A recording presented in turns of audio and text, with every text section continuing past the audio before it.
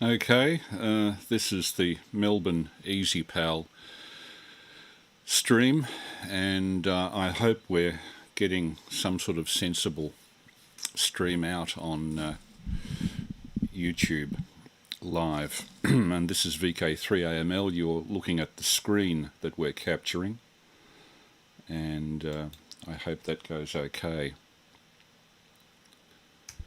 VK3 Alpha Mike Lima. Just get the book out. Tim, VK3 FTZD, will be on late tonight. He's asked me to chair the Easypal session, so in a moment I'll take down those who may be interested to pursue it.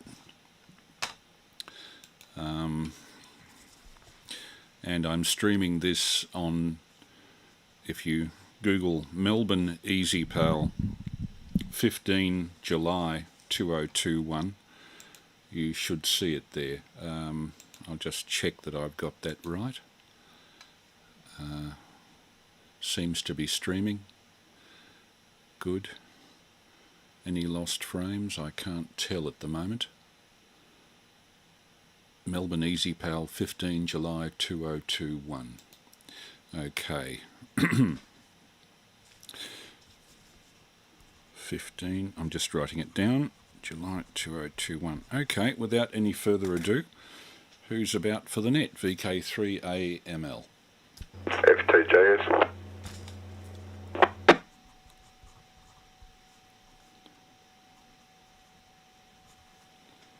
Are you there, Stan? Apologise, I've got a child here with crew. Sorry, could you give me the call sign again, please? For occasion. Apologies for... We doubled twice. Could you give me the call sign again, please?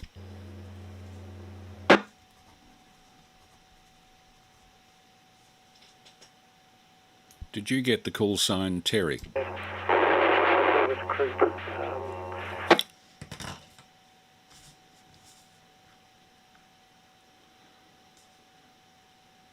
We seem to be doubling fairly constantly. What's the QRZ station? What's the call sign there?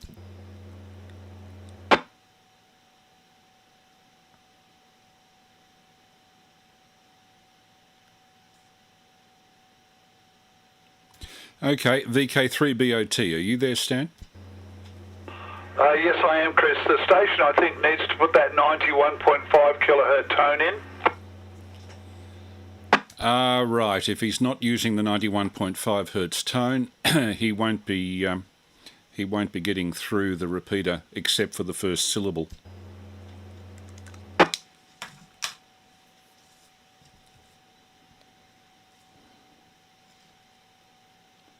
Almeida as well, Chris. The route VK3JCO, apologies. VK3, was it JCO, Juliet Charlie Oscar? VK3AML group, yes, VK3JCO, my apologies, I forgot to put the tone in.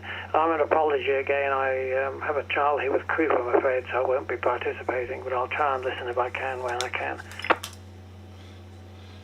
Yeah, no problems at all. Nice to hear you there. I'm just trying to recall your name. I'm looking back through. Oh, John. John, yes.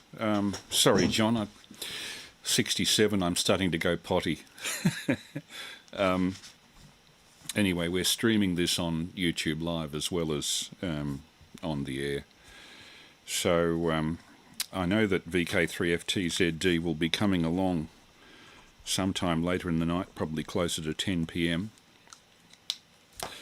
So we've got VK3FTJS, VK3BOT, VK3JCO. Any other takers for the Easypal digital slow scan net tonight? VK3AML, VK3JCO. Just to clarify, I'm an apology. I'm afraid I won't be able to take part. No problems, John. So do we have any other takers?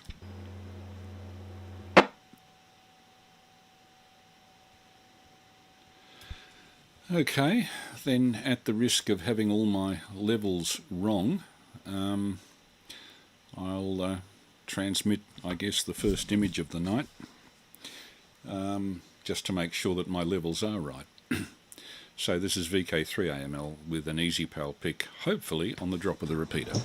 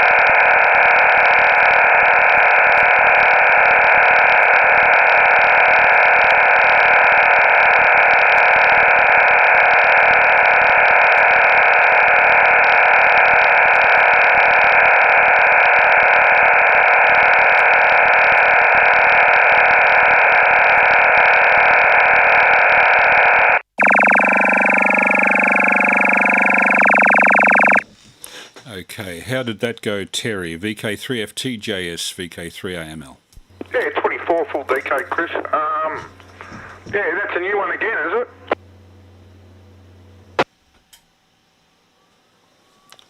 Yeah, I'm just trying to get my levels right here. I've got you too high into the stream. Yeah, that's one of the four from Anthony, the 600 ohm to 600 ohm isolation transformer. And they're certainly a cut above the performance of the little tiny postage stamp things that get sold by Jcar. I did a frequency run on it, and it's flat from at least 20 hertz to 20 kilohertz. So could you you got that okay? And what sig to noise, Terry? Yeah, 24, Chris. 24. Okay, gotcha. So that should be about right. Stan, VK3BOT, how did you go? VK3AML. 19 dB VK3BOT file okay. I received the file and the program crashed. But I've got the picture. Oh, okay. Program crashed. That doesn't sound too good. It retained the picture when you brought it up on what do you call it? The view tab, did it? Yes, that's correct. It was in there, which was very good. Okay, great. And I see JCO is just sitting on the side. If anybody would like to break in to the net, we'll leave gaps between the various calls. I should have said at the start of this that every Thursday night, 9 p.m, a group of us, the Melbourne Easypal slow scan, digital slow scan TV group, gets together on this repeater with the sanction of the repeater owner, who is Amateur Radio Victoria, and we operate between 9 p.m. and 11 p.m. local with pictures every Thursday night. There's also a net run by the EMDRC on their repeater, 2 p.m. I think it is, or it could be 2:30 on Sundays.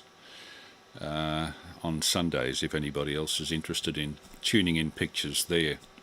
As you can see, that's a Trimax transformer made for Ericsson's, the phone people, but in this particular instance, these transformers were made for broadcast line use in professional mixers back in the 60s. And while this is not the way you do balancing of audio lines now and earth isolation, it was in those days, and it's a simple dodge for us using narrow bandwidth stuff where the best possible quality is desirable. These particular transformers come up at Hamfests frequently for $5 or $10, and they're a very handy standby to break the earth connection between your computer and the DC earth between the computer and the transmitter, thereby avoiding RF feedback and avoiding circulating earth hum problems. So it's on to Terry, VK3FTJS, for your first picture, VK3AML. It's a drop of the repeater.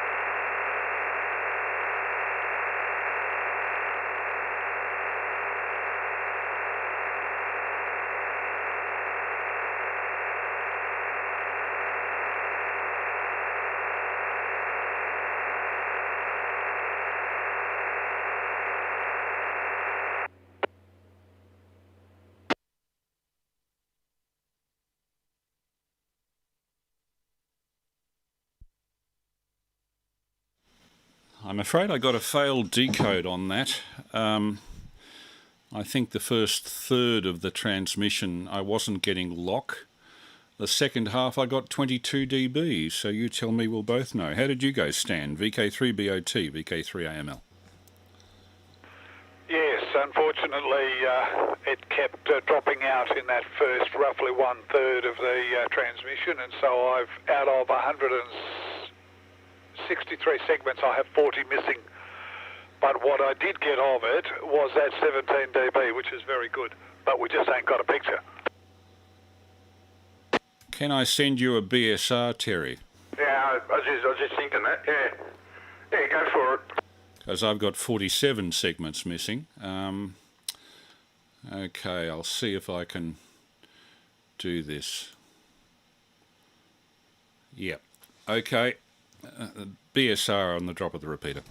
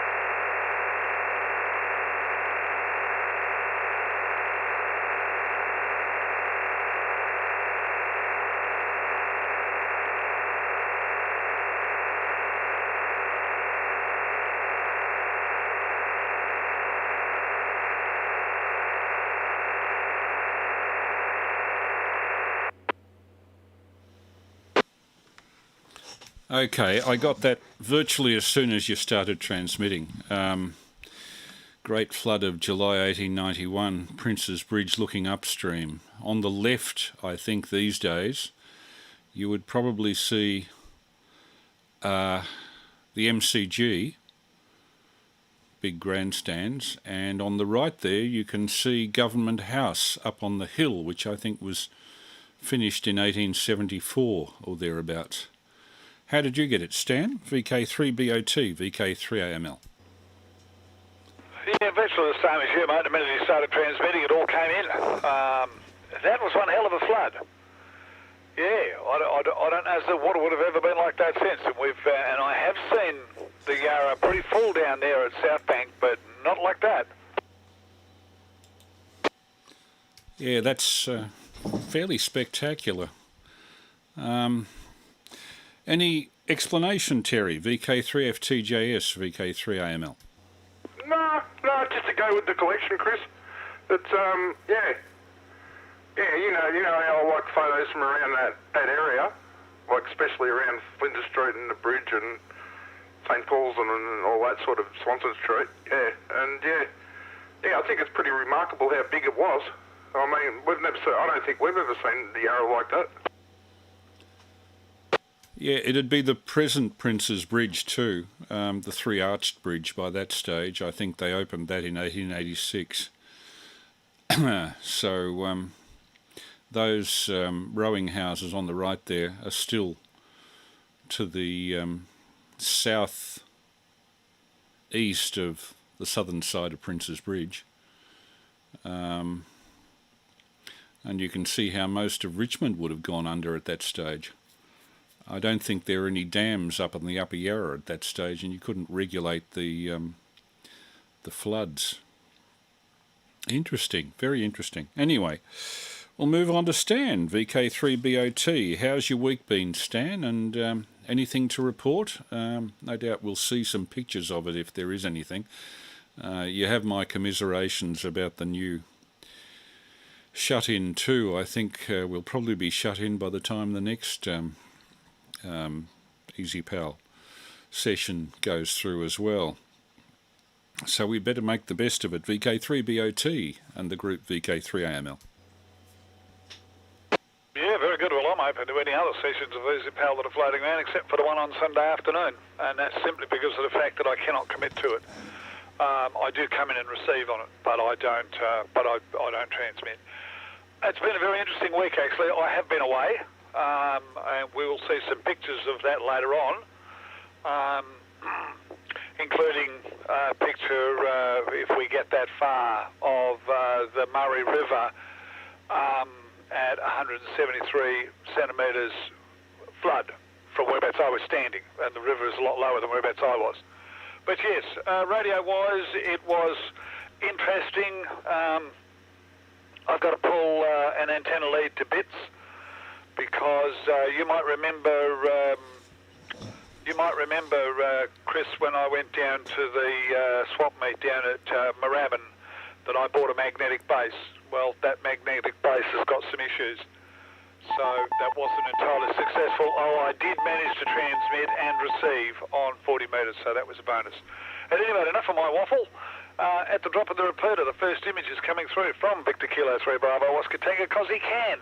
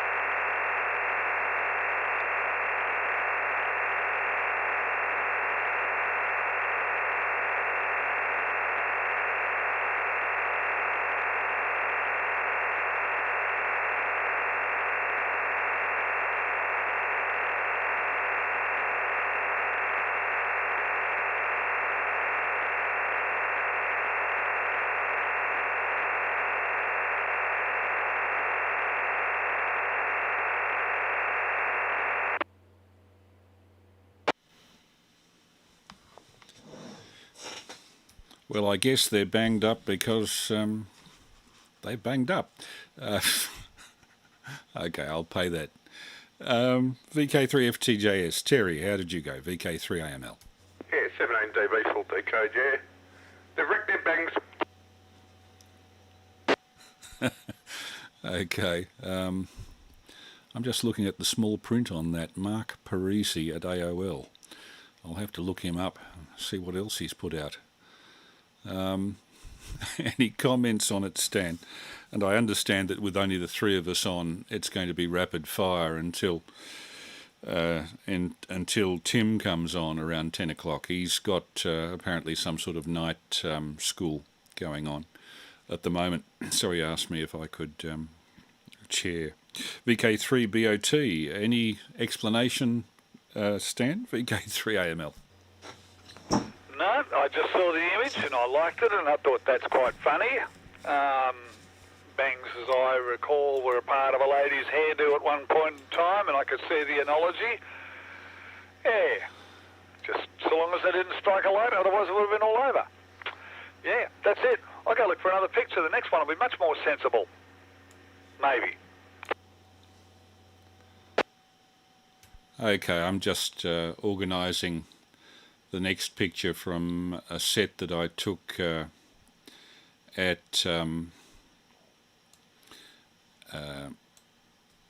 VK3VJS's place about a week ago. So I think it comes to me again. On the drop of the repeater, here is another pic. This time it's part of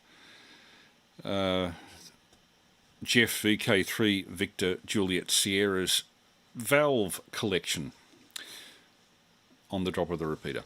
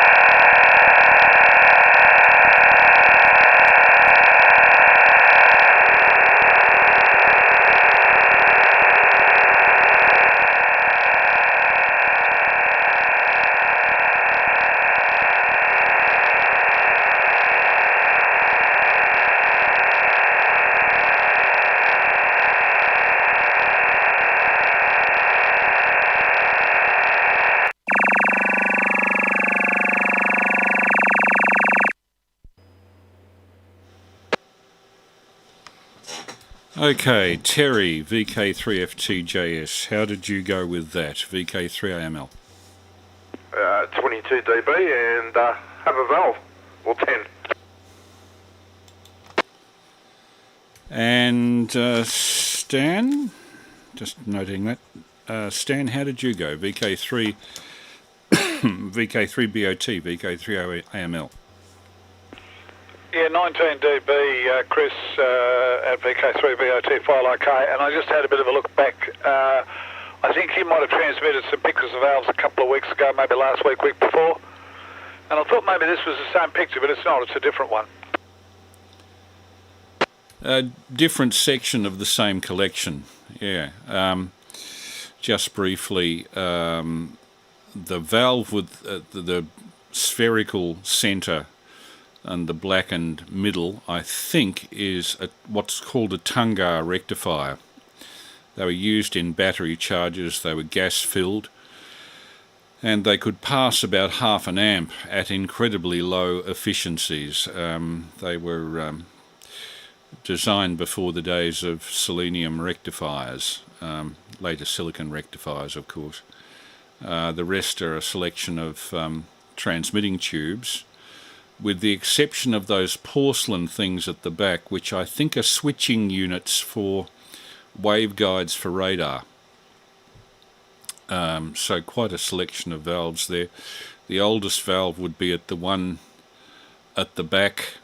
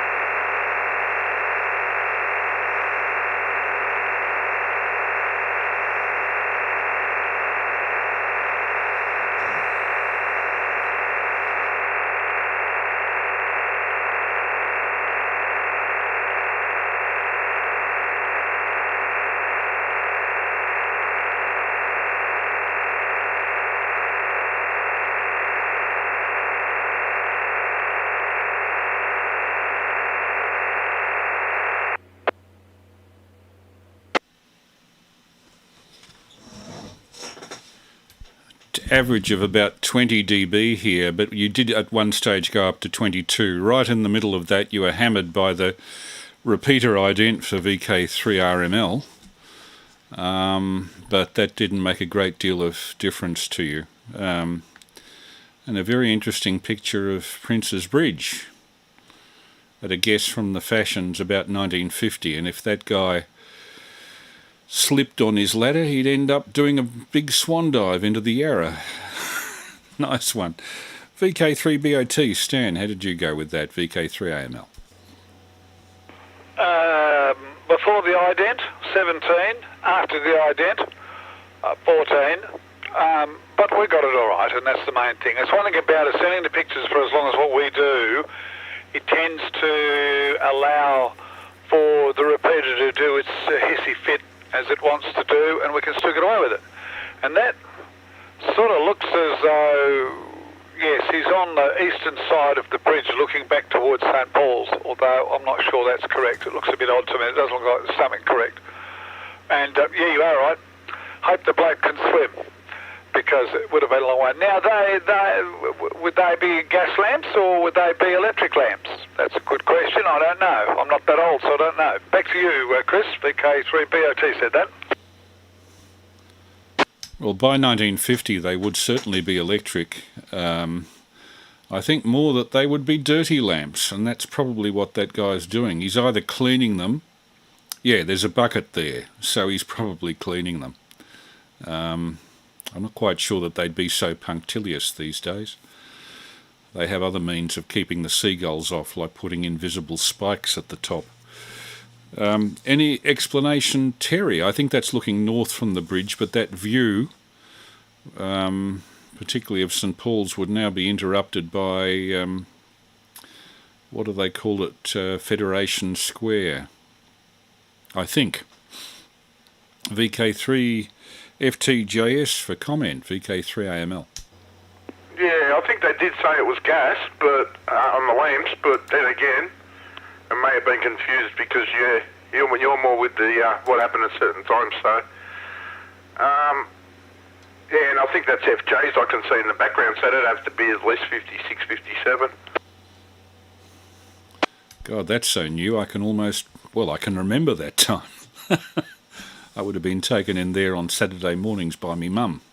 We used to go to the newsreel shows. They were shows that showed a newsreel, a short, a Charlie Chaplin 15-minute film, cartoon, a couple of other things, and then they'd repeat the show on an hourly basis. Those things disappeared in the early 1960s. It was one of the great pleasures of going into the city on a Saturday morning. And it looks like it had been raining by the look of all that water on the pavement. Interesting one. Yeah, thanks, Terry. I always appreciate those historical shots. So on to Stan, VK3BOT for your second shot of the night, Stan, VK3AML. Very good. At the drop of the repeater. We'll send one.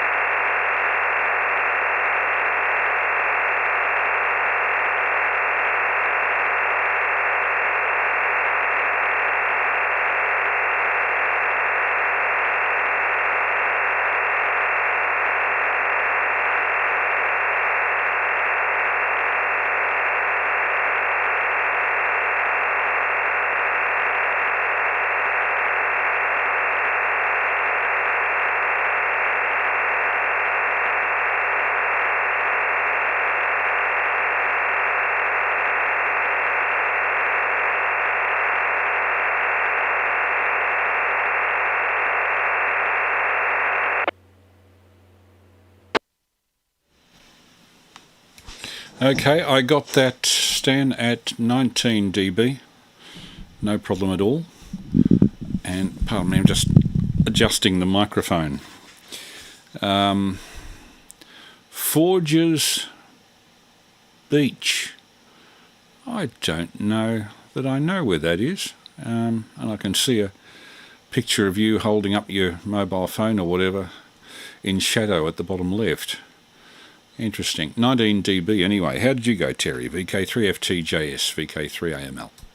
Yeah, 18 dB, and yeah, always handy to have a tool along a trail out in the middle of nowhere. Not that you couldn't find a tree or not, but yeah.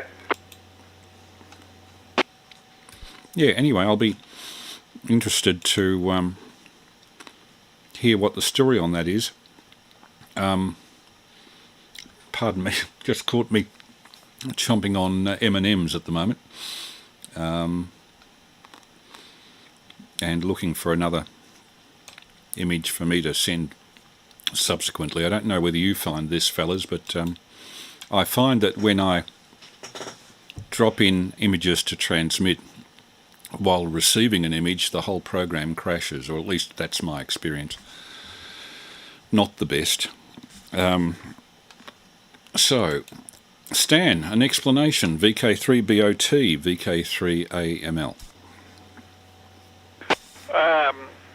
I agree with you, Chris. What I normally do here is that the minute that we finish waffling about this, whilst you're getting ready for your next one, because I know what pictures I'm going to be sending and they're all in the one folder, I clear this one and load the next one before you start sending.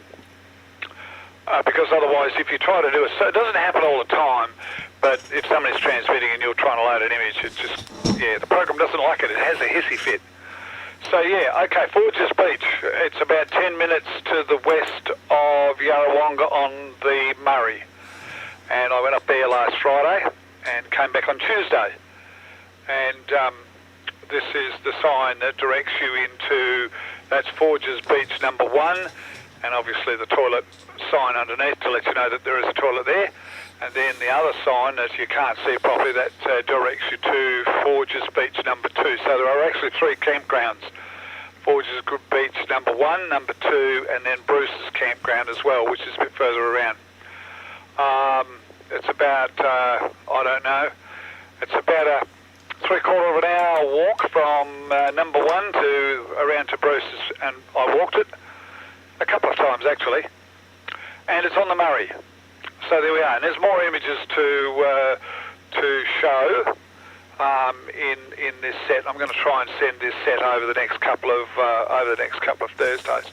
But yeah, this is almost at the very entrance to the driveway to go into the place. There's plenty of room. The reason for the toilet is because my standard is that I will not go to a campground if it does not have a toilet. If it's got a toilet, I'll go there. But if it doesn't, I won't, and I'm not digging a hole for anybody. They can dig their own hole. So that's it. Back to you, Chris, VK3AML, VK3BOT. It's on the Murray. Okay, I couldn't work out. I know most of the coastal beaches, and I couldn't work out where Forges was. Obviously, the Murray beaches I'm not very familiar with. Interesting. Okay, I'll look forward to more of those pictures, Stan. Anyway, this is next photo I'm showing is taken by myself and my wife from the 19th floor of the Langham on South Bank, looking back towards Flinders Street Station. It's one of the very few spots where you can get a good overview of Flinders Street Station, although the detail in this is so great that under JPEG 2 compression it does squash the detail somewhat. And this was taken just as dawn was breaking, so you can see very clearly the contour of Melbourne skyscrapers. VK3AML with an Easypal pic on the drop of the repeater.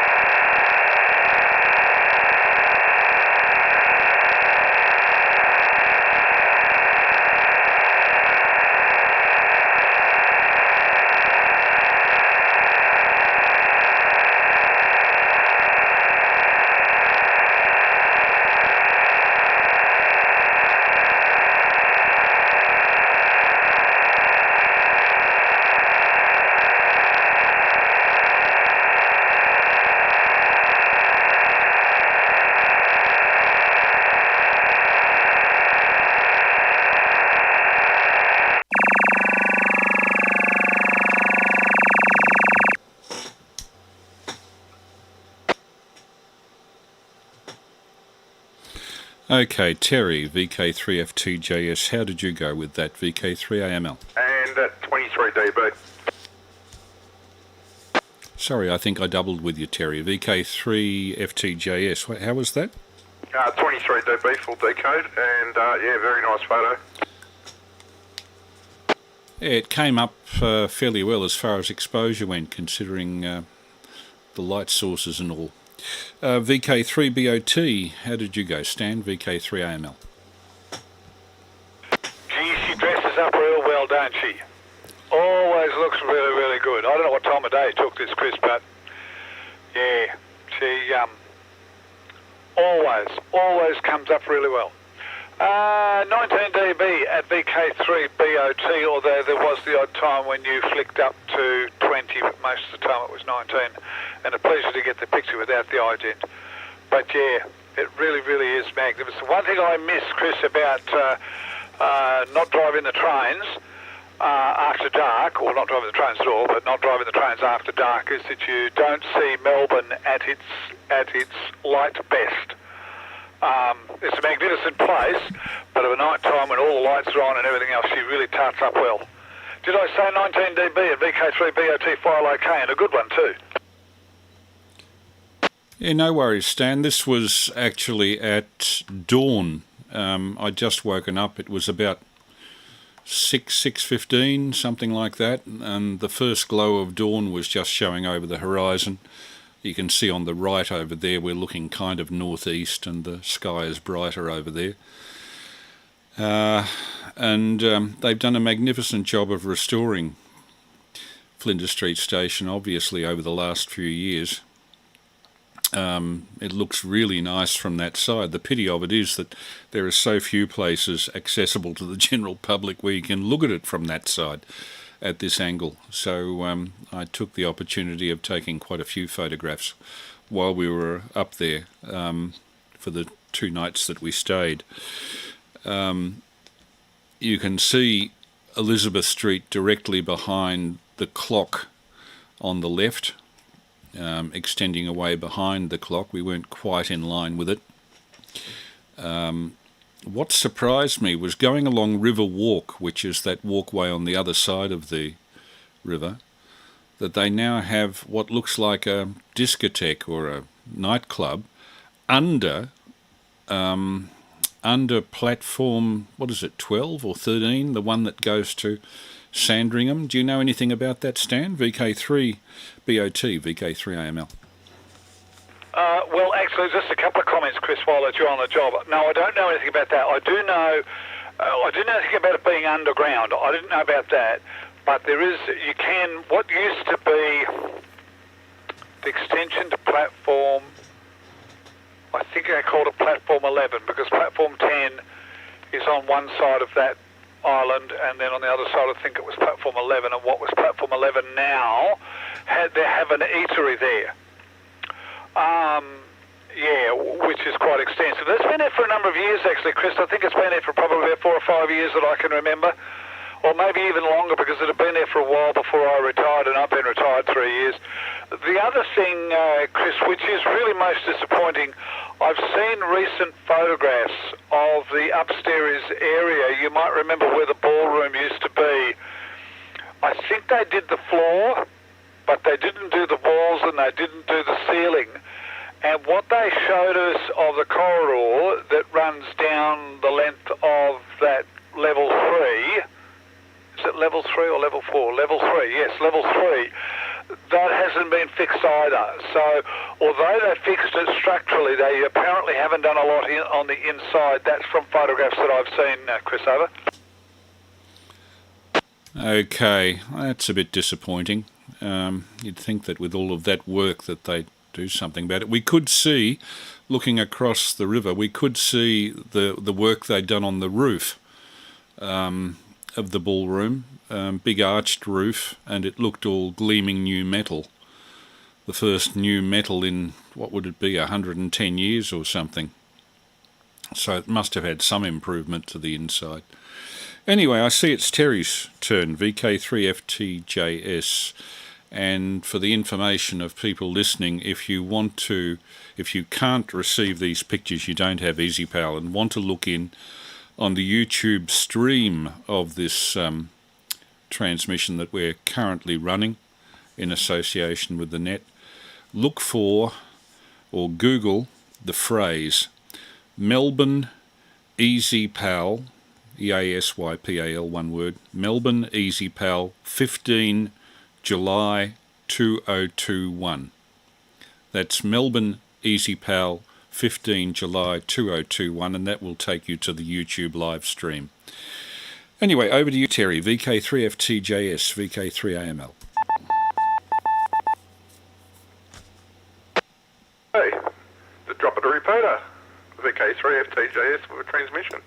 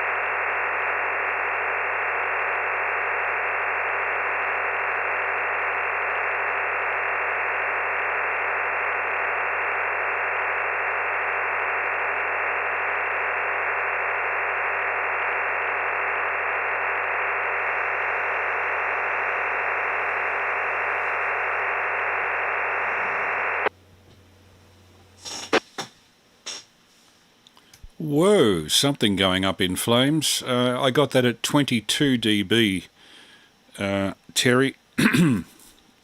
And incidentally, it's the audio of the Easypal is going through to the YouTube stream audio. And if people have the Easypal digital software, they should be able to decode pictures off the audio stream that we're running on YouTube Live. So how did you go with that? Stan first, VK3BOT, VK3AML. 16 dB at VK3BOT, and that's one hell of a fight. That's one hell of a barbecue. Back to you, Chris. File okay.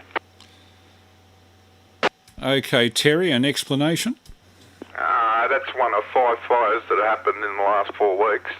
Yeah, we've got within about 3 or 4 kilometre radius, so yeah, got some kids and stuff lighting stuff up, got parks going up and a few shops, and yeah, it's not real good, but I'm sure they'll get to the end of it by the end of the week. What, is that a tree going up or a shop or what? That's actually a tree outside the Werribee Cemetery. Oh, God. You think they could find something better to do? Yeah. I'm not sure if we've got devil worshippers or what's going on, or they're trying to do a Moses and burn the bush, I don't know. Oh, you hear of all sorts of perversions. I mean, when we were doing a hike down southwest Tasmania in 1980, there were whole sections of coastline lit up.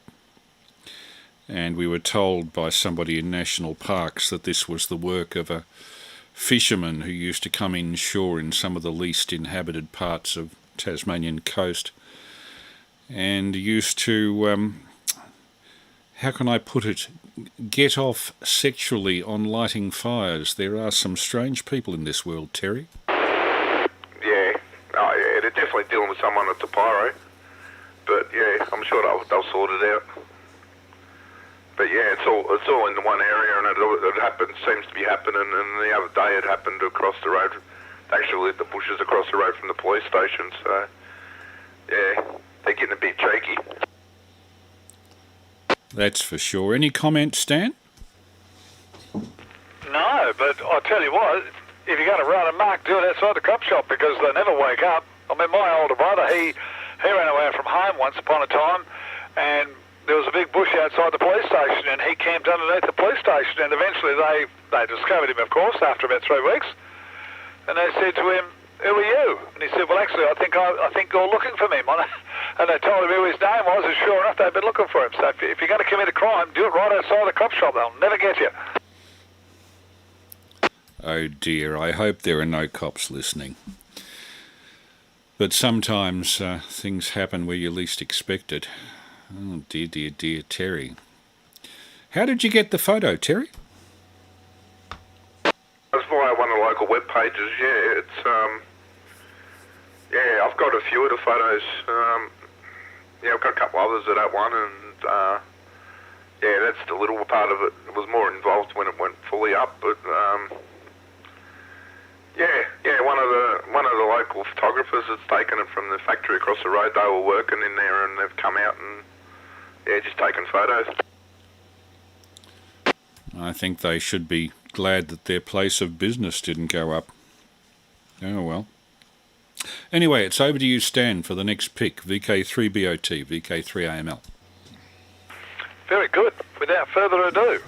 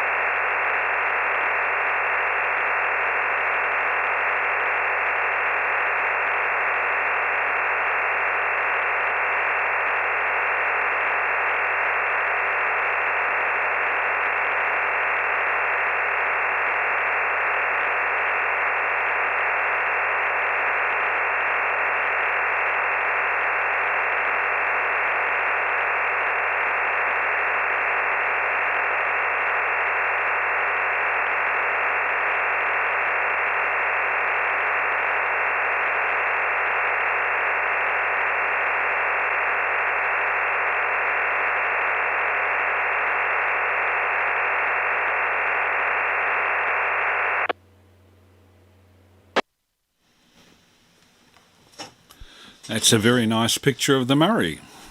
And which part, we wonder? I got that at 17 dB, Stan. And how did you go, Terry? VK3FTJS, VK3AML. No cigar on that one, mate. There's a few gaps, but 16 dB. But I was loading a photo at the time, so it may be that. That can do it. I don't know. It seems that when you're loading a photo and it's processing it to JPEG 2 compression, it tends to suck away all of the CPU load and frequently results in no decode. Have you got many missing segments, Terry? There was a couple. There's 2 gaps, and now I've accidentally overloaded the image anyhow. So I'm not going to get a BSR off it. So that's all right. Doesn't matter. We can catch up on the replay later on. Okay, you can certainly see it on YouTube Live, and that'll be inherently recorded and retained up. So, Stan, an explanation of that image, VK3BOT, VK3AML. That particular image is not much to tell, except for the fact that it's the Murray, and it's outside my back door, whereabouts I was, and I'm in Victoria, and on the other side's in New South Wales. And of course, being the good little fellow that I was, I did not set foot inside of New South Wales because I didn't want to have to quarantine for 14 days on the way back. Fortunately, these guys that came down from New South Wales into into Victoria did not come in this area. They weren't at Yarrawonga. They were apparently, they came down through Albury, I think. And so we pretty well missed them. One of the roadhouses that they went to, though, I was going to drop in there on the way home, and fortunately I didn't. But at any rate, some interesting bits about it. Apparently there's some awfully big Murray codden here. Rumour has it that there's one that weighs 38 pound, and nobody's been able to catch it, but everybody wants to. How they established that it was 38 pound, I have no idea. I guess somebody with a little better to do with their time. But at any rate, yeah, that's the story. And it was very, very, very, very nice. The 3 days really wasn't long enough. Back to you, Chris, VK3ML, VK3BOT. Yeah, well, I'm not sure who owns the river, whether it belongs to Victoria or New South Wales. If the river actually is all New South Wales, I don't think the border actually runs down the middle. I think it's on the Victorian side. So literally, if you put your hand in the river, you're going into New South Wales, which has just been made illegal, or at least it will be from midnight tonight. I think from midnight tonight. So you wonder how people in places like Echuca go if they've got a houseboat and they can't literally walk from the wharf to their houseboat because it's going in New South Wales. Oh, really, the whole thing is a farce. I know it has to be done, because otherwise we'll have furniture removalists removing COVID from Sydney and dropping their bloody Delta strain down here or whatever it is. But still, some aspects of this legislation are slightly bizarre. Okay, I see it's my turn for an image again, so I'll just load an image up if I can find it. What do we have here? Image. This'll do. I'll show you a picture of the room that Prue and I had, where we got that view of Flinders Street Station, VK3AML, with an Easypal pic on the drop of the repeater.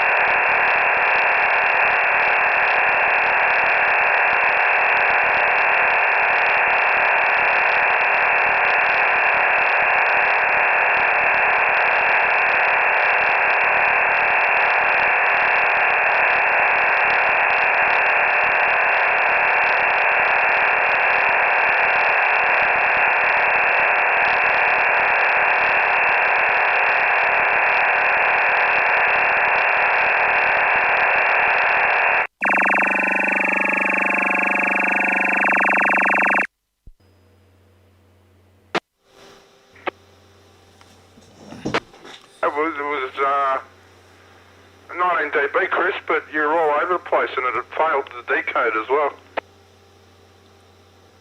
Ah, how did you go, Stan? No, it's fine here, mate. Good image, actually. Yeah, shows a good room, a good view of the room. And, yeah, 19 dB here. It finished up at 18, but, yeah, 19 dB. It was, yeah, not too bad at all. Okay, Terry, can you send a BSR? I've got an idiot near me somewhere. Can you send a BSR, Terry? Oh, I can. Hang on a moment.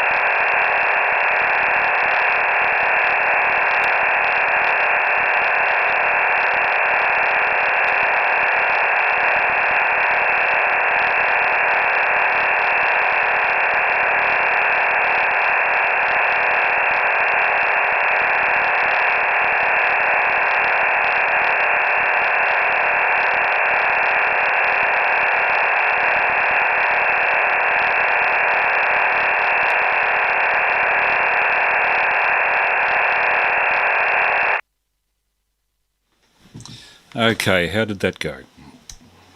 Yeah, spot on, Chris. Good fix. Please tell me you didn't walk around the room naked.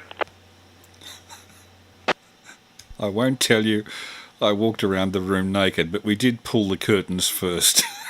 Back to you. I was going to say, you weren't doing flies eyes on the window with people, were you? No. And I think people who live in apartment houses around the place too also made sure that their curtains were pulled. I mean, you are very public in terms of your visibility, and anybody with a good pair of binoculars gets a good look. As I found out when I looked out and saw a few people standing on their balconies, but I didn't make a point of peeping. VK3FTJS, VK3AML. We used to have that problem at work, Chris. We'd be patrolling floors and you'd be looking out the window every now and again, and yeah, you get an eyeful of something you didn't want to see. Yeah, well, anyway, that, just to give you a description, is 19th floor of the Langham. My wife was getting stir-crazy. God, if she's getting stir-crazy then, imagine now with the shut-in, the lockdown, I mean. And so she phoned around a number of hotels and found that the Langham had quite a few vacant rooms and was prepared to give a very good cut rate deal, including an upgrade of room if it was available, and it was available. And this was an exec suite with windows out in two directions, one to the north straight in front of us, one to the east on the right.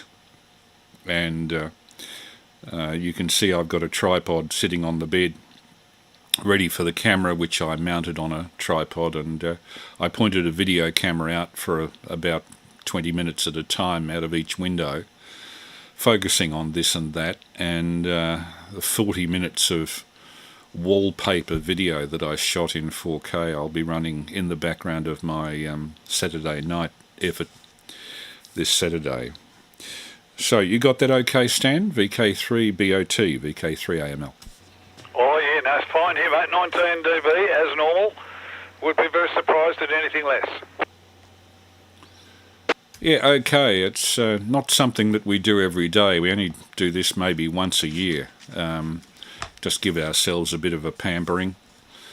But on this particular occasion, these hotels are desperate to get people back into the city. You can imagine with the lockdown, they've been eating their heads off in terms of maintenance, while very few people have been using them and virtually no visitors from interstate. All rather sad. Anyway, on to you. Pardon me, Terry. On to you for the next picture, Terry. VK3FTJS, with a pause to see if FTZD is with us yet. VK3AML.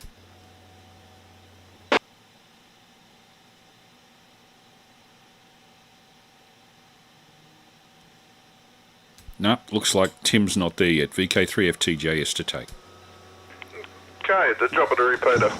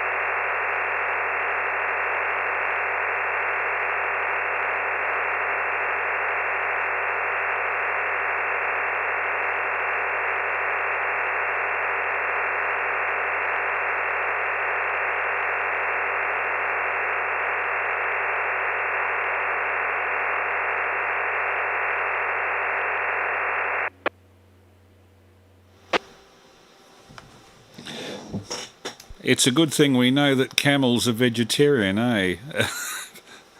VK3BOT, how did you go with that, Stan? 16 dB at VK3BOT, file OK. Pity help the poor camel. Yes. Oh dear. You wonder what the kids saw. Very bad dental health, I should imagine. Okay, Terry, we got that at 22 dB. Very, very good. And any story? VK3FTJS, VK3AML. Nah, but I know how camels are with their saliva, mate. You come out looking like you've been slimed. I think they're green or something, aren't they, from chewing cud? Oh, I had one do it towards me one time in Northern Territory, Chris, and I'll tell you what, yeah, I moved real quick. Even for a big guy, mate, I moved quick. I believe there's a bit of a stench with it too. Oh, yeah. Yeah, filthy, mate. Yeah. I think the front end of the camel is filthy. It shouldn't make me laugh. I have a bit of a cough at the moment. In fact, I'm going for a COVID test next couple of days. I've got a sore throat and a bit of a cough with it, but I think it's just hopefully it's just a general winter cough and cold. Nothing more important than that. I haven't been anywhere, to my knowledge, that where these superclusters are starting. But somewhat amusing, now that the COVID shutdown in Melbourne has been announced for tonight. Sure enough, local Woolworths, all the bog rolls have gone. You just can't underestimate the stupidity of some people. VK3BOT, I'm not referring to you, Stan. I'm sure you've got enough bog rolls as it is. VK3BOT and group VK3AML. Well, it's funny that you should mention that, Chris. This afternoon, no, not this afternoon, actually it was yesterday afternoon, I was on the Candos group. They have a net at about 4 o'clock in the afternoon. You may or may not know about it. But now I'm just trying to work out which one of these guys, I think it was 480H, said that they had gone down to the local supermarket, and there were people coming out of the local supermarket with 3 and 4 packs of bog roll. I think we must all get diarrhoea real bad. Well, I mean, when you think about it, in actual fact, isn't this COVID thing enough to give you diarrhoea? Right, enough of that rubbish. On with the show. At the drop of the repeater from VK3BOT, another picture coming.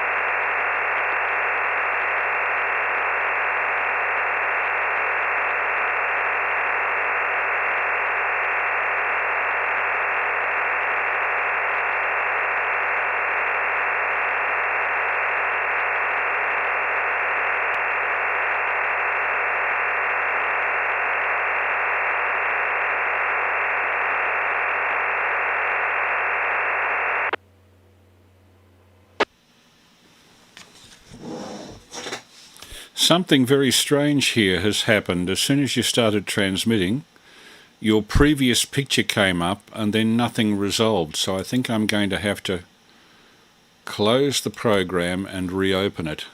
So something very strange went on. I'll close Easypal.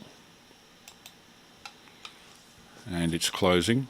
Pardon me running commentary here, but I think it's frozen up. So in a moment I'll ask Terry how he went. Closing threads, goodbye, gone. Now bring up Easypal again if I can find the... Oh, where is the... There it is. And bring it up again and see if it's in the list. And no, it looks like it's just bringing up the previous image again. View. Last RX pictures, is it there? No. Okay, Terry, did you go any better with that? VK3 FTJS, VK3 AML? Nah, I did the same with mine, Chris. There was, no cigar. I got a full line of decode. There is a black line in it towards the end, but yeah, I didn't even get a failed decode or anything like that come up. It just didn't change. I've still got your Langham photo here, so yeah, it's yeah, and it seemed like it dropped short too. Would you care to try transmitting your picture again, Stan? Yeah, I am actually, because I've cleared the picture and I've reloaded the picture, and I will now send the picture. The K3BOT. Just one thing, Stan, too. Just make sure that your file name hasn't got any. There's certain things that it can't have in it. No, it's fine. All the file names are the same. It's just a number that's different. So all of the ones tonight are forges, FORGES, with 0, and this one is number 3. Is that right? If this doesn't work, we will be having a bit of a look at that, because we should be a bit further along than that. But in any event, I'm going to try and transmit it again and see what happens. No worries, go for it.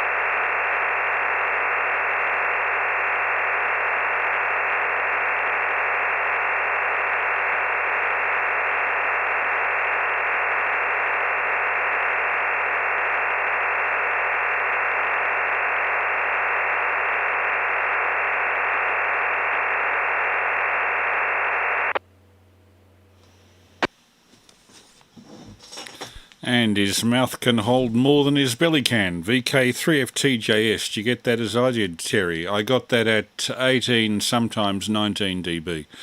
VK3FTJS, VK3AML. Okay, I'll just say, what the hell is he doing there? He's a little bit lost, I think. A little bit inland from where he should be. Yeah, you wonder. They must have, when you think of where Stan photographed this, they must have come up river from Lake Alexandrina, but how many thousand years and how many thousand generations? Amazing. Anyway, any story on this, Stan? VK3BOT, VK3AML, and group. Well, you were correct. His beak can hold more than his belly can. And he also was outside my back door. You could chuck a rock in the water from whereabouts my camp was. I must admit, when I found out how high the river came up, or had come up in the past, I was a bit nervous after that. Because as you'll see, if we don't see it tonight, you'll see it the next time around. But that pelican was, and he was very happy there. He just waddled his way backwards and forwards. I bet the fishing was good. Now, it's not unusual. Think Lake Eyre. These things are in Lake Eyre. Lake Eyre is a long way from here. It's sort of like a very long way from here. Yeah. It was worth it. Yeah, worth every day. Back to you, Chris. There's no real further explanation except the fact that he was my neighbour. Yeah, nice. I didn't realise that they were that far into inland waterways. My fact for the day. Obviously Terry's too. But nice pick. Thanks for that. Right. It's back to me again. I'll just check. Tim, VK3FTZD, are you with us yet? VK3AML.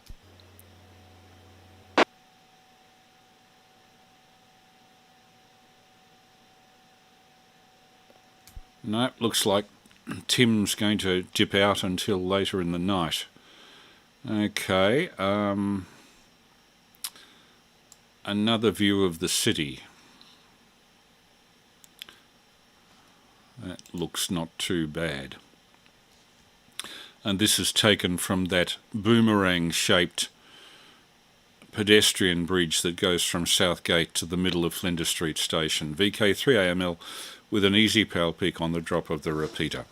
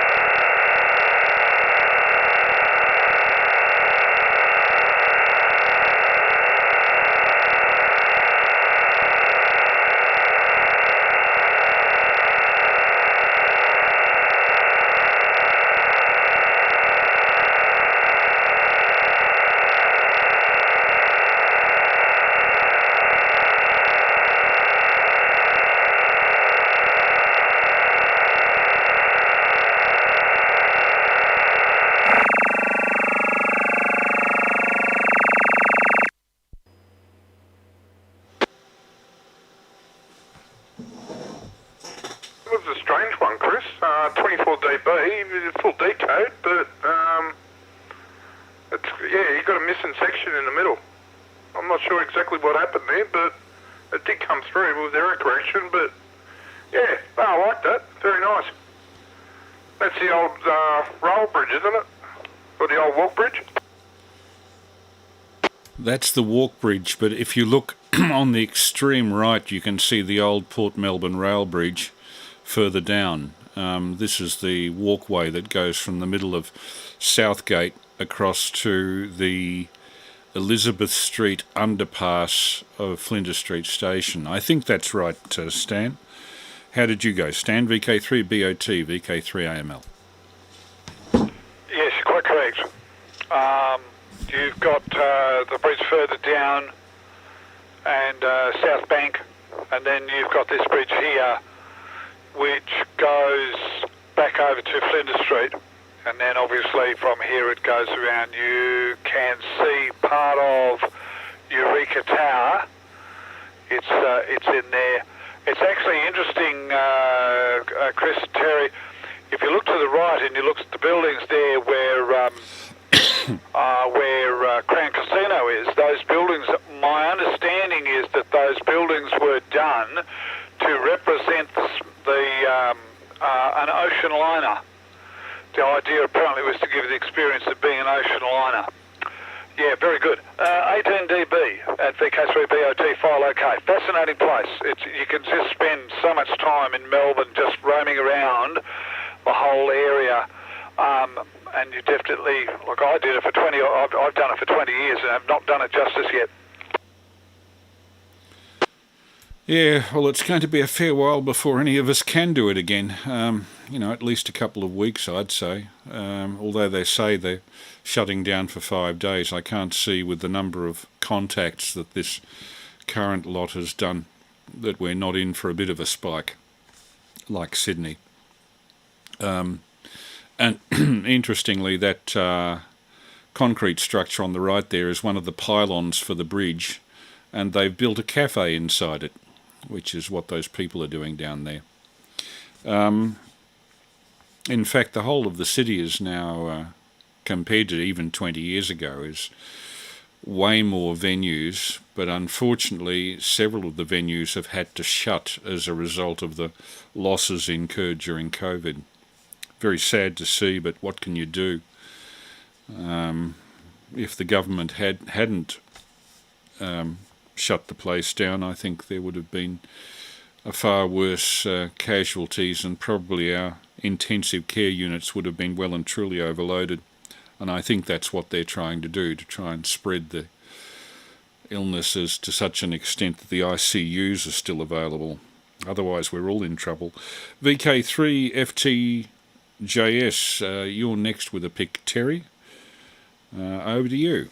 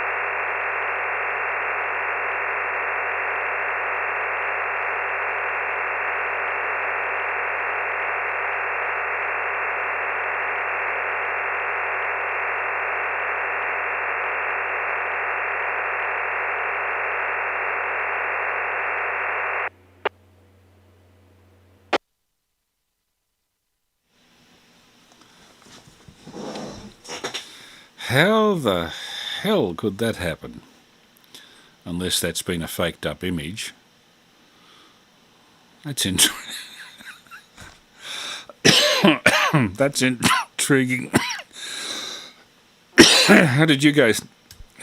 Sorry, I'll try that again. That's I'm still trying to work out how that happened.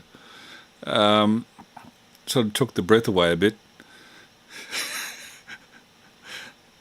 Okay, Stan, how did you go? I got it here at 21 dB, although there was a glitch about 2/3 of the way through, Terry, almost as if your CPU had gone off to look after something else. There was sudden loss of lock, a dip, then it came back up within 5 seconds, and as it was at 21 or 22 dB, it was no trouble regaining lock, but still, there was just a glitch. But I got it fully. But I look at that and I wonder how the hell. VK3BOT, how did you do with it, Stan? VK3AML. My experience was the same as yours, 16 dB at VK3BOT, file OK. There is a massive chunk missing in the middle, probably about, I don't know, I'm guessing about 25% of it disappeared. But I have the image perfectly, except that I can't read the top line because the photo, the ID is in that top quadrant. So there we are. But yes, I presume that the coyote decided to blow something up and failed miserably. Or that he's blown up the rock and it's landed on his plane or something. I just can't imagine how that would happen in... Oh, anyway, I wouldn't like to be the pilot. VK3FTJS, any explanation, Terry? Not sure, mate. It might be a financial dispute or a marriage dispute where someone's grabbed the forklift to drop the rock on it. I'm not sure, but yeah, somebody's taken it and put a nice caption with it anyway.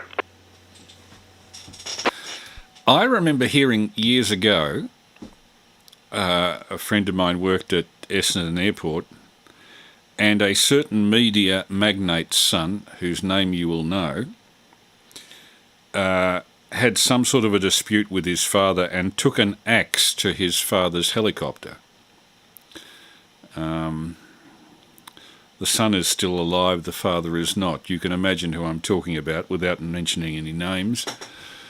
And that's the only circumstance I can think of imitating that. VK3FTJS, VK3AML. Oh, yes, you're talking about, handsome. Yeah, with a jaw like that, he couldn't really be handsome. You know who I'm talking about, Stan. Oh, dear, that was good, that was. All right, at the drop of the repeater, I'm going to let we'll get some normalcy back into this. By the way, talking just about 2 seconds about going back to lockdowns and stuff like that. My daughter lives at COVID. I've got COVID on the brain. She lives at Clayton, and apparently around where she is, apparently Springvale, Chadstone apparently is a hot spot, and so she's gone to ground. Normally she would come down here tomorrow night for dinner. They normally come down Fridays for the evening meal, and both girls have decided that they're not going anywhere. They're staying home and keeping the doors and the windows locked. So there you go. At the drop of the repeater, I shall send another image, and then we can have a waffle.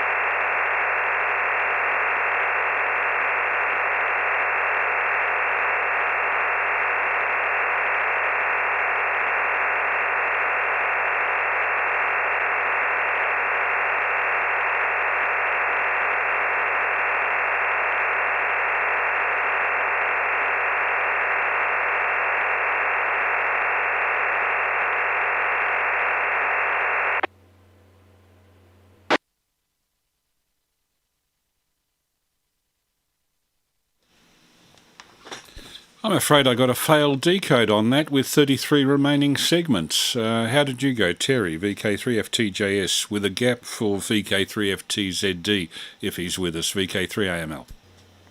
Yeah, most definitely 33 remaining segments. Yeah, failed decode. Okay, can I send you a BSR, Stan?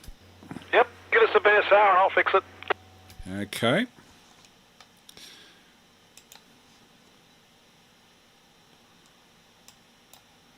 No, I can't.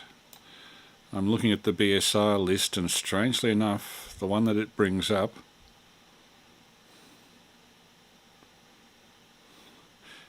Did you send a picture of a street sign, Stan?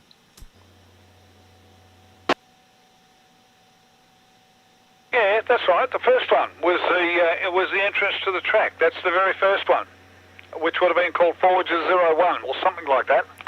No, I can't send a selected request. It's bringing up, when I bring up BSR, it brings up a VK3TZE transmission, which is odd. Can you do it again? I've got it, Chris. No, just hang on a minute, Terry. I'll send the whole file again. It doesn't take that long, and there's only three of us. Yeah, I've got the BSR here if you want it. Yeah, you do it, Terry.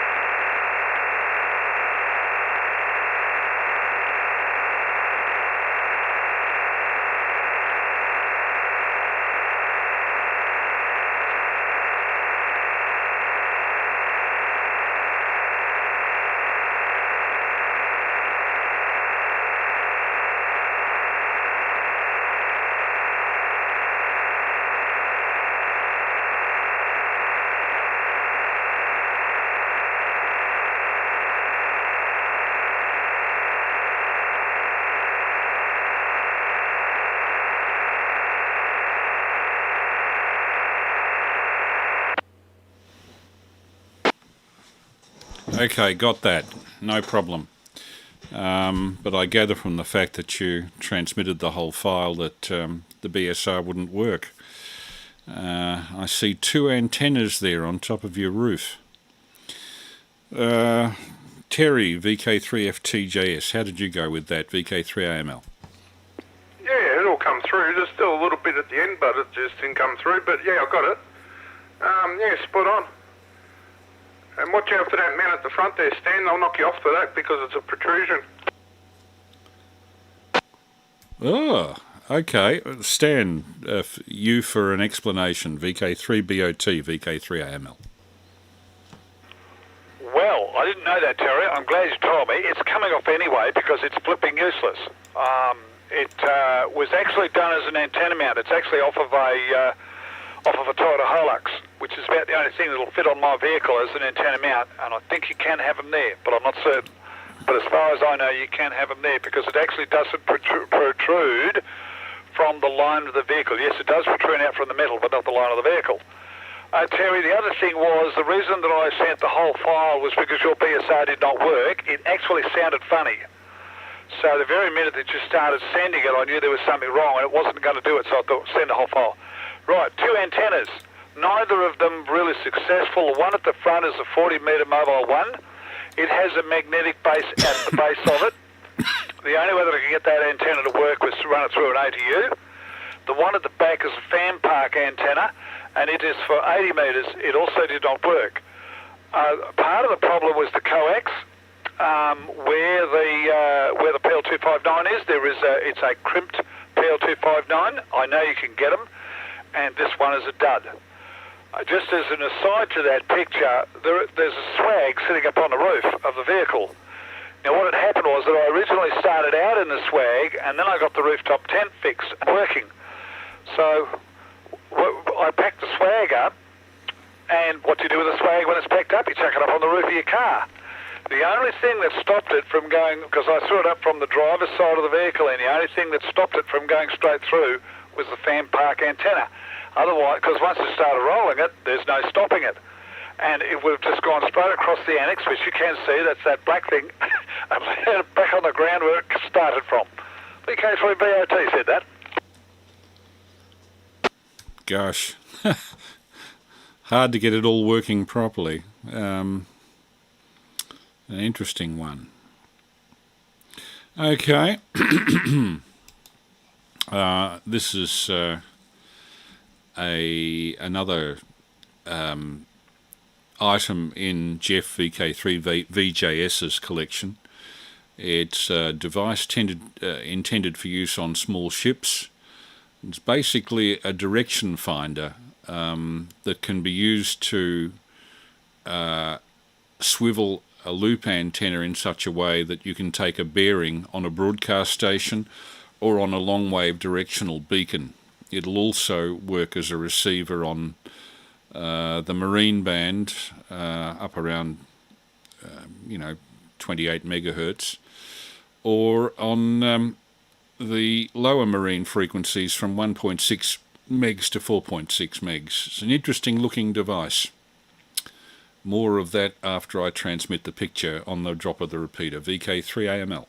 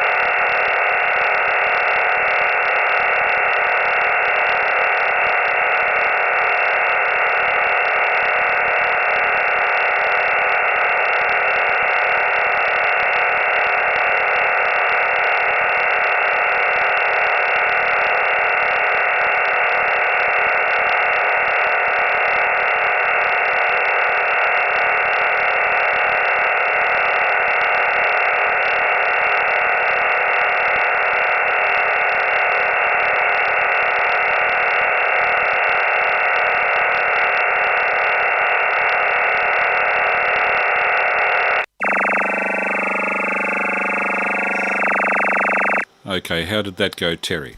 Yeah, very nice. Direction finder. Doppler, by the look of it, and 24 dB, and you probably hear me cats going off in the background. They're having a bit of a wrestle at the moment, but yeah, very nice, Chris.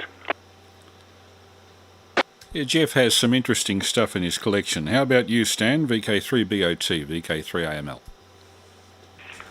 19 dB at BK3BOT, file OK. I have no idea how old that thing is, but you'd almost think it was brand new. It's in that good a nick. Yes, certainly is. There's a loop stick, a ferrite loop stick antenna on the on that rotatable device on top that looks like a protractor, and the idea is you rotate that until you find a null where you're pointing. The loop stick plus the silver and the top right sense antenna allows it to determine exactly which direction the thing that you're trying to get a bearing on is, and presumably if you have more than two radio transmitters and you know their location, you can on a map triangulate and find your position. So this was used on ships during, I would say, the 1970s, and you're right, for its age it's in extremely good condition. Jeff actually, 3VJS, demonstrated this for me when I was down there. If we get enough time on the go-around, the next time round, I'll show you what's under that rotatable device when you lift it up off the top of that receiver. It actually plugs in. Okay, it's round to Terry, VK3FTJS, for the next picture, VK3AML. Hey, the Doppler repeater.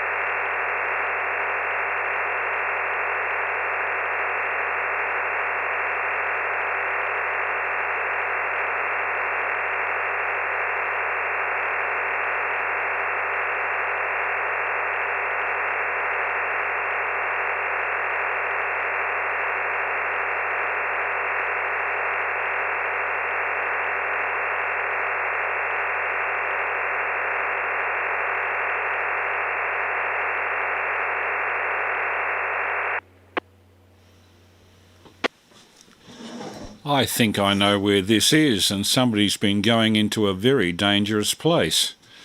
Unless I'm mistaken, that's an old, disused gold mine. And it may actually be where if it's where I think it is, it's somewhere near Blackwood, south of Trentham. Interesting. Stan, VK3BOT, how did you go? VK3AML. 16 dB at BK3BOT, file OK. Please explain.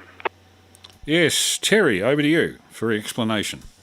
Haven't got the mine's name, but it's one of Ben's, Chris, from up at Blackwood, and yeah, he goes in and he's a geologist, goes in, makes sure that they're pumped out and stable and everything, and they go through and they either condemn them or they keep them open or whatever. It's just they go through and do safety audits constantly. So yeah, he's constantly sending the photos out. So yeah, it's some very nice stalactites in there. So yeah, it definitely hasn't been much activity in there for quite a while. Yeah, there is a Facebook page for people who are interested in mines of the Trentham, Dalesford, Blackwood area, and there are quite a few underground mines which still have tunnels that are passable like that. A lot of them have got water in them. The thing that would worry me is in total darkness going into these places, and suddenly in front of you there's a vertical shaft that goes down maybe 1,000 feet. I wouldn't like to fall down there because there's probably water at the bottom, and how the hell would you get out? VK3FTJS, VK3AML. Oh, most definitely, yeah. Ben and his father, his whole family's been doing it for a lot of years. And Ben's got his geologist paperwork and all that, so yeah, he's pretty well into it now. I think it's third or fourth generation in the area of his people, so yeah, it's come down through generations, but yeah, now he does it, and yeah, they're trying to keep the good ones open, so people have actually got somewhere to go and look and fossick, and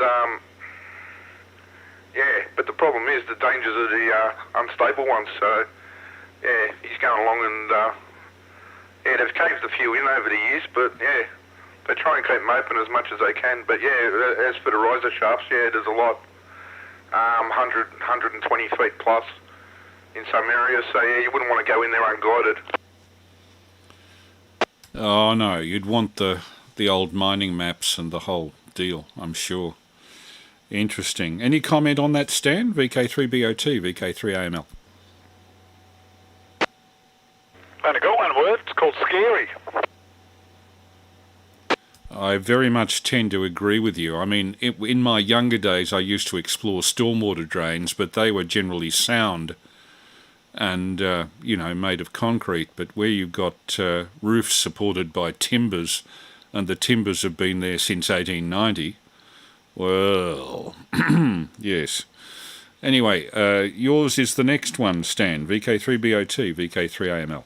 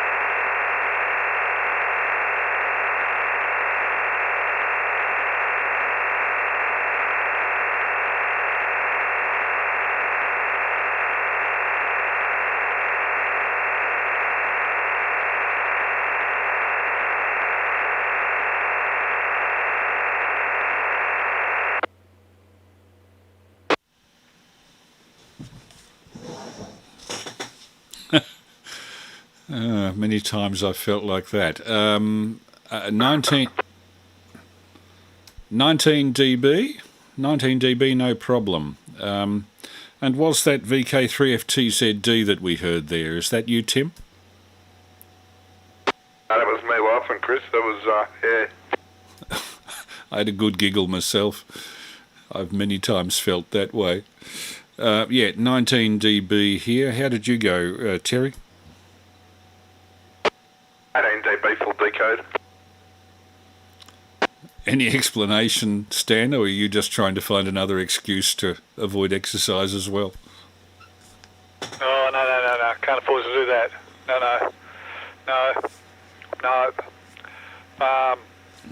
I chose that one, Chris, because I actually nearly forgo the image because I want to see what's underneath that dial. So go for it, Chris. We're waiting. The K3BOT said that. Oh, okay.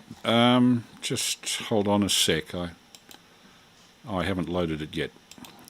Sorry, fellows. Here we go. Load, process, VK3AML with an Easypal pick on the drop of the repeater.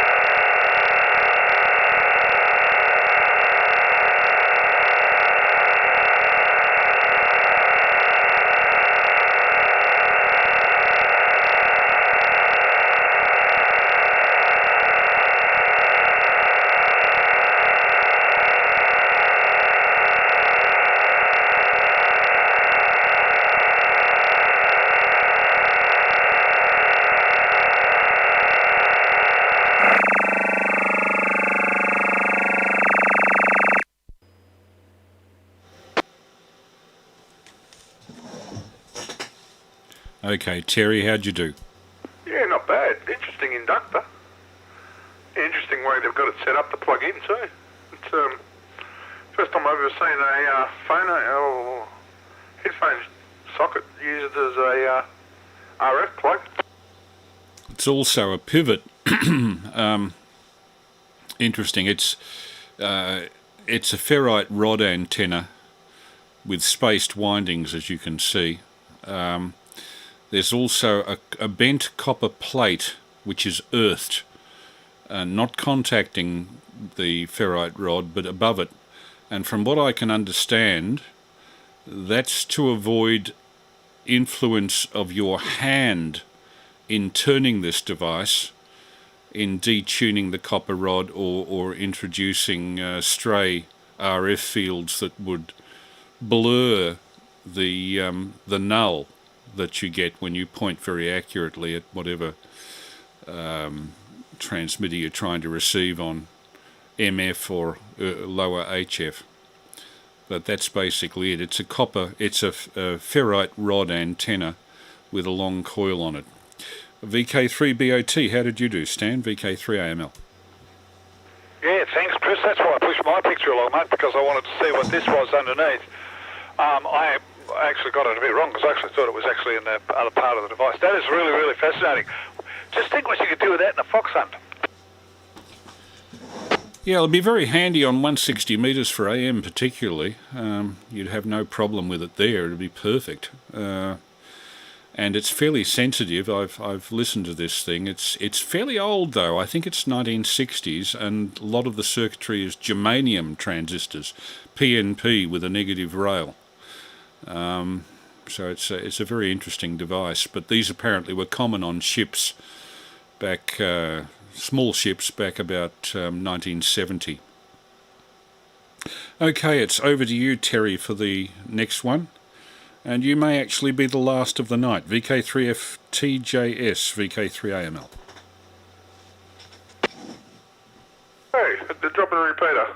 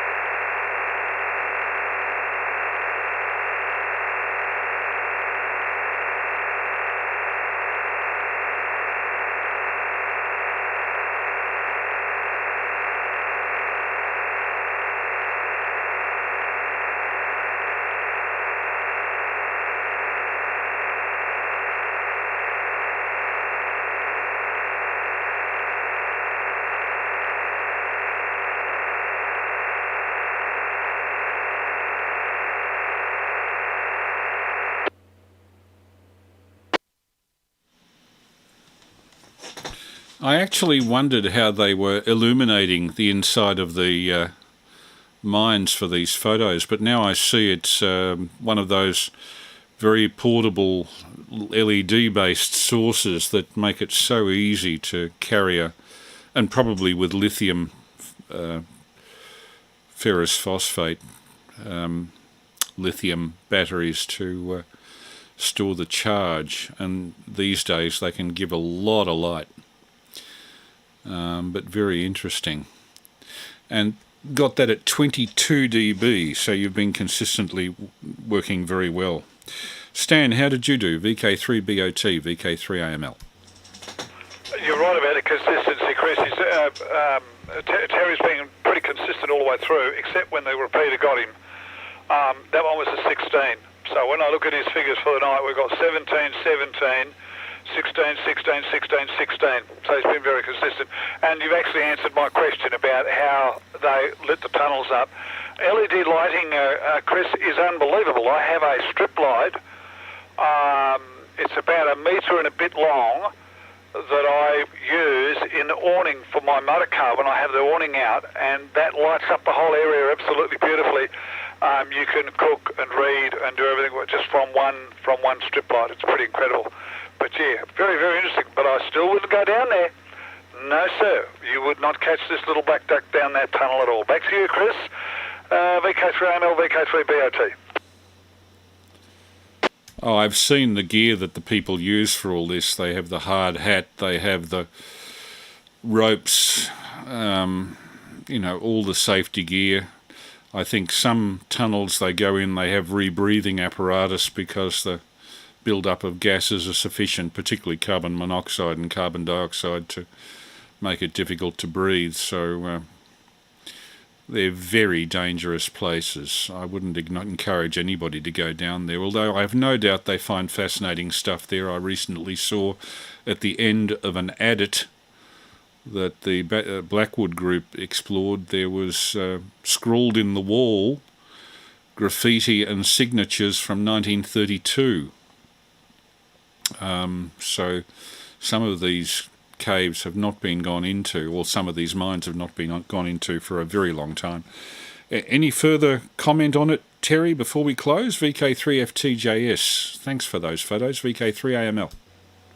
Yeah, not a drama for the photos. Yeah, just one thing. Yeah, they do carry gas monitors with them constantly. They've got a gas monitor on their packs. So yeah, they do know if they get the pollutions and everything else. They don't have to send the budgie down anymore like they used to, or the canary in the cage. But yeah, it's definitely fascinating, and it's a good way to have a look without actually risking yourself. But yeah, Ben does an exceptionally good job, and yeah, must commend him on the photos that he does bring up. Is that the Ben we hear occasionally on CB? Nah. He's right into the gold mining and all that sort of stuff, Chris. That's his background, and he's also a Muay Thai kickboxer. He goes overseas and competes and stuff and so forth. Good heavens, what a combination of skills. Yeah, so yeah, I don't think his kickboxing comes in too handy down there, but yeah, he does well. Not unless he finds aliens hiding or something. VK3FTZD, final call. Are you about Tim before we wind up? VK3AML? Ben's here just for a second. Ah, CJN. Hello, Mr. Chris. Any comments, VK3AML? I decided to take the night off and watch the football team. Our team was playing. So my apologies for not letting you know, but tough. Live with it. I had to do a restart on this computer.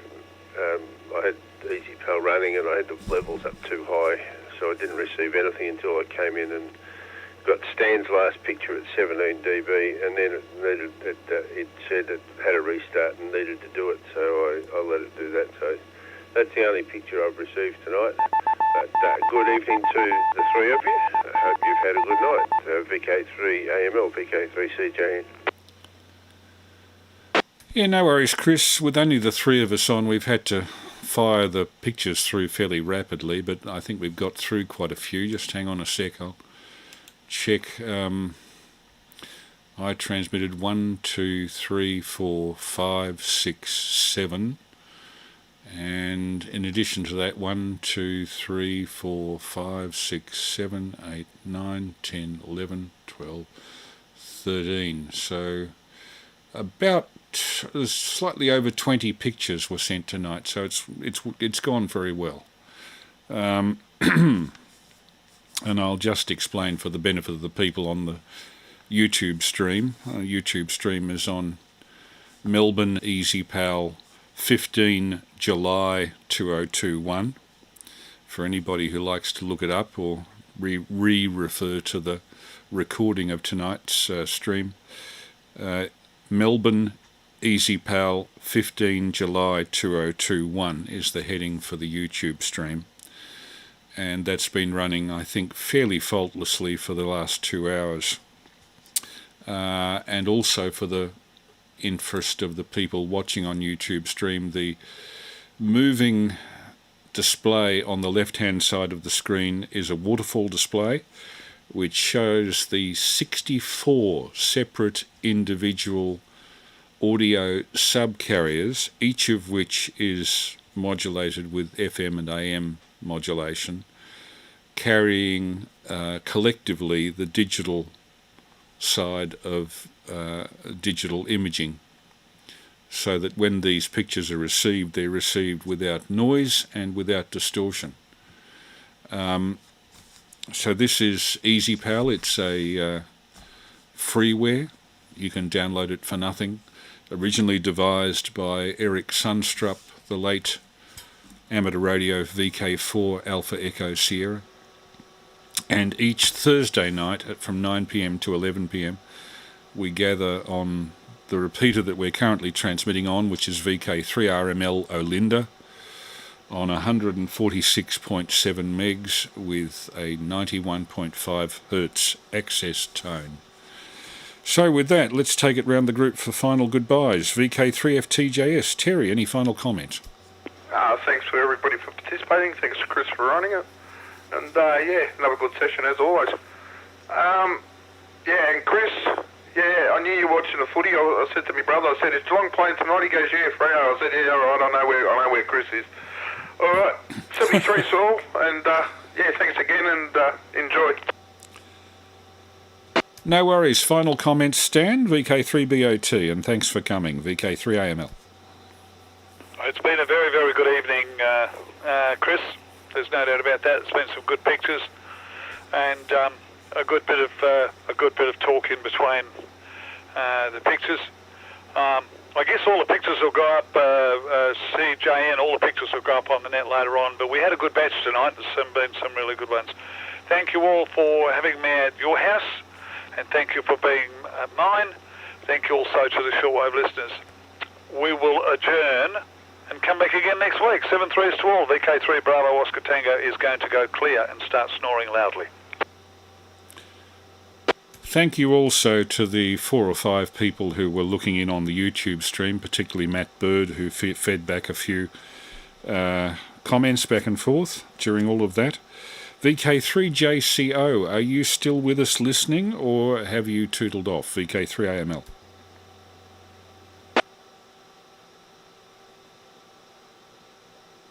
No, nothing there. And VK3FTZD, any final comment if you're there?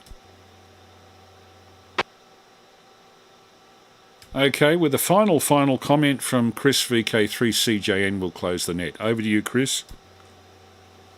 All right. Thanks for including me, even though I wasn't really part of it.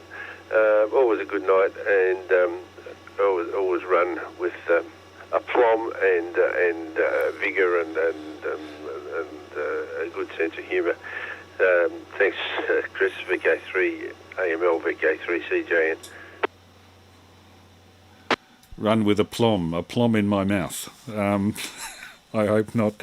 Okay, this is VK3 Alpha Mike Lima on behalf of the Melbourne Easypal Digital /CAN Television Group, both on 146.7 the VK3 RML Melbourne repeater and on YouTube stream, Melbourne Easypal 15 July 2021, now closing, and we'll see you next Thursday, 9 p.m. Melbourne time. VK3AML clear.